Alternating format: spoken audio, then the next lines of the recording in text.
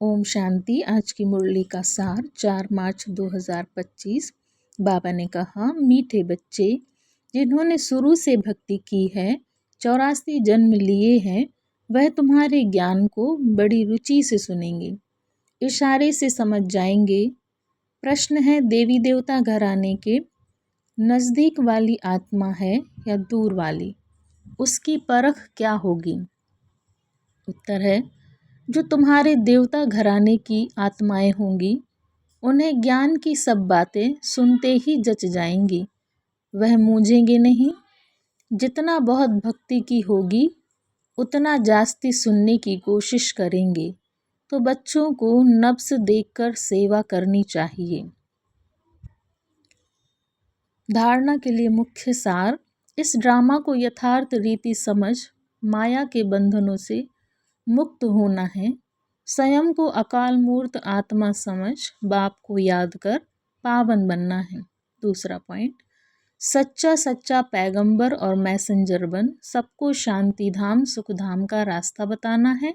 इस कल्याणकारी संगम युग पर सभी आत्माओं का कल्याण करना है।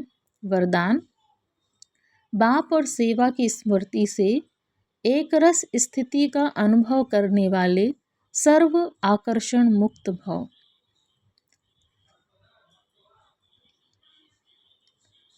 जैसे सर्वेंट को सदा सेवा और मास्टर याद रहता है, ऐसे वर्ल्ड सर्वेंट सच्चे सेवाधारी बच्चों को भी बाप और सेवा के सिवाय कुछ भी याद नहीं रहता। इससे ही एक रस स्थिति में रहने का अनुभव होता है। उन्हें एक बाप के रस के सिवाय सब रस नीरस लगते हैं। एक बाप के रस का अनुभव होने के कारण कहाँ भी आकर्षण नहीं जा सकती। यह एक रस स्थिति का तीव्र पुरुषार्थ ही सभी आकर्षणों से मुक्त बना देता है।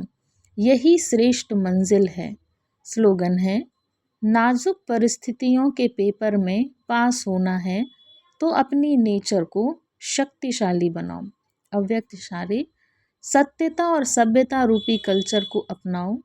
जब कोई भी असत्य बात देखते हो सुनते हो तो असत्य वायुमंडल नहीं फैलाओ। कई कहते हैं यह पाप कर्म है ना। पाप कर्म देखा नहीं जाता, लेकिन वायुमंडल में असत्यता की बातें फैलाना यह भी तो पाप है। लौकिक परिवार में भी अगर कोई ऐसी बातें देखी व सुनी जाती हैं तो उसे फैलाया नहीं जाता, कान में सुना और दिल में छिपाया। यदि कोई व्यर्थ बातों का फैलाव करता है तो यह छोटे छोटे पाप उड़ती कला के अनुभव को समाप्त कर देते हैं। इसीलिए इस कर्मों की गहन गति को समझकर यथार्थ रूप में सत्यता की शक्ति को धारण करो। ओम शांति। Thank you so much sweet Baba.